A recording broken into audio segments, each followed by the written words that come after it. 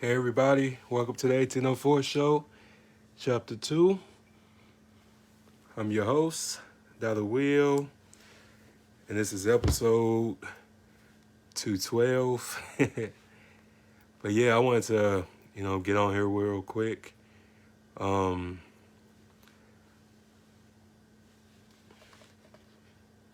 I just wanted to talk about Dr. King, and today was his anniversary since he been assassinated, and I wanted to just discuss how much he meant to me and how messed up that was and what really happened and et cetera, et cetera. A lot of people, have their opinions about the man, but me personally, I'm grateful for the man because I would have not been able to um, have the amount of opportunities that I have today if it wasn't for him. So I thank Dr. King for his sacrifice. I thank him for his hard work. I thank him for being brave, standing tall, and just, thinking about the generations to come. And a lot of us just take certain things for granted because we didn't live in that time. And I just think that if our generation could see what went on in the 60s and 50s and before, then we will appreciate where we at today. The amount of opportunities, the amount of dreams, the amount of aspirations that, we wouldn't disrespect our elders or the ancestors if we knew how hard it was to get certain laws and get certain deeds passed. And it wasn't an easy time. That's the 60s wasn't that long ago. The 60s was just 60 some years ago. And that's not a long time when you think about 2022 and 1968. That's not that long ago. We have parents that's um, like 54, 55. And just to think like they didn't live to see segregation and see a whole bunch of things like that. But our grandparents witnessed a lot, and it's just very unfortunate that really a lot of people didn't post about them. A lot of people didn't like share a speech. A lot of people didn't even acknowledge him today. So I always one of those people that gotta recognize and pay homage to anybody who fought for our civil rights. And it's just really important because with me, it's just people like him that inspire me to do great, inspire me to be better, and inspire me to be a leader, you know what I'm saying? And we gotta just stop acting like, we have it so good because we don't.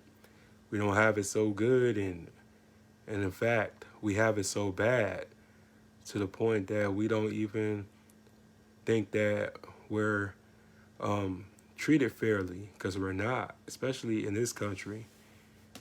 We're at the bottom, but, we rocking and acting like and we behave like we so on top.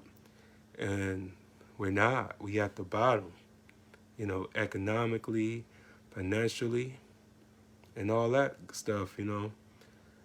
But our spending power is at the top. Our spending power is king and queen. If we put our monies into what's important, we would run this. But we so busy making everybody else rich. We so busy making every culture rich, but our culture. We getting our culture snatched away. We getting our culture infiltrated and taken away. And that's how they took our culture in the beginning, because we always been allowing other people to make money and get rich off our pain and suffering, our blood, sweat, and tears, while we just, being recycled. We being reclassified. We being scrutinized, disrespected on a daily basis by each other and other people. So how could we make it? How could we rise above it? And we just don't know who we are. We don't know where we come from. A lot of us don't even know where to start. We so busy taking everybody else's word for it, but the answers is right under our faces and our noses. You know what I'm saying? So we just have to appreciate men like Dr. King for, marching and going to jail and getting hit and just going through so much disrespect on a daily basis. And everybody was like, oh, he was a pawn, he was this, he was that. I don't think so. I think, if anything, he was really trying to get, our people ahead by all means. And even he realized that he couldn't do it by himself, so he had to have some white folks. He had to have some people to fund and advertise and donate to the cause, because money is power. And what people fail to realize is that you can't do nothing without no money. You can't do nothing without any type of resources behind you. So you do need people who's outside so they can help the people that's inside.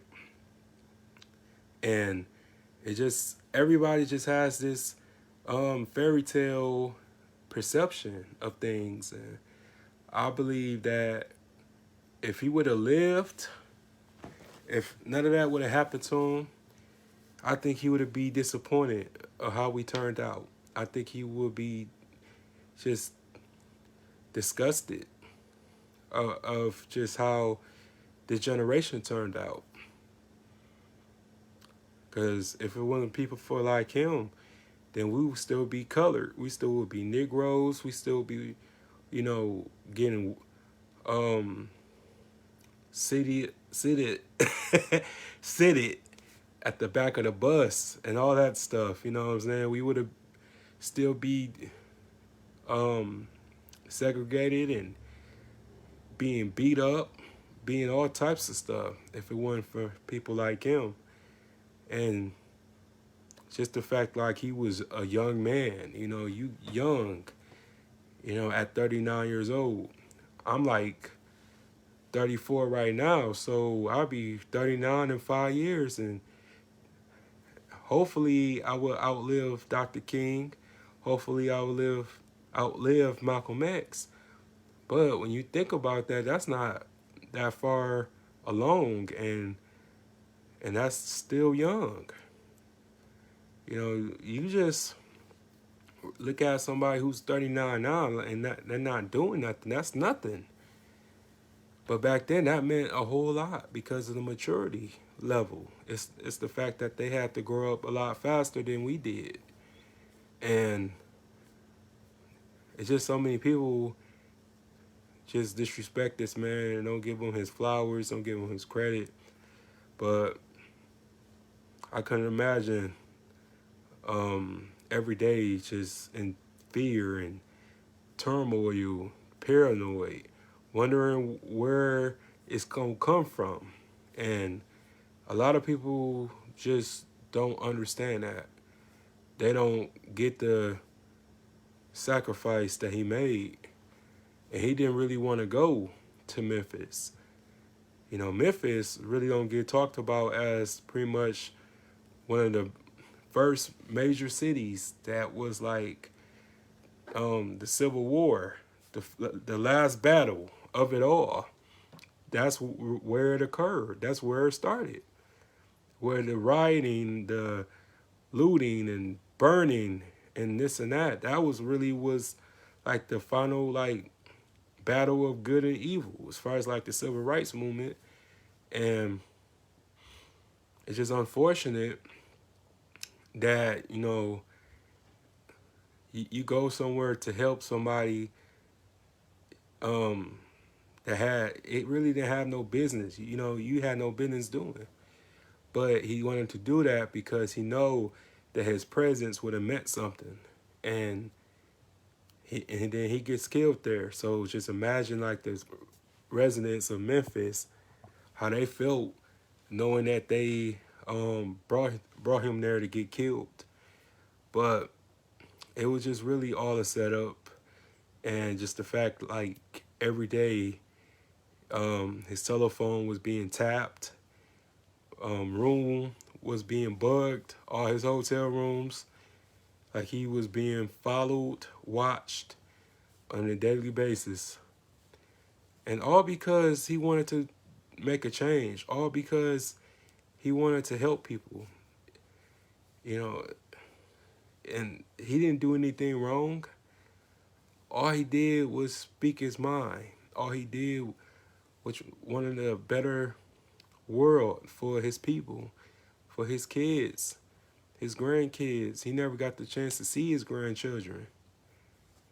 And I can't imagine that.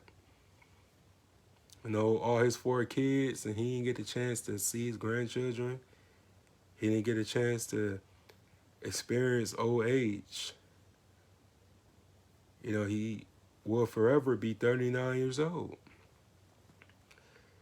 And it just, nowadays, people don't even look at that and just be inspired to live out the rest of their days in peace and prosperity.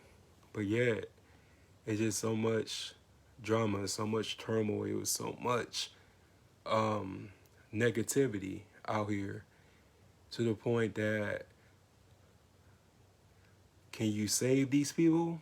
Or do you even want to save these people? And that's really the gist of everything, is that 54 years today of his assassination. Everybody think James Earl Ray did it, but he didn't do it.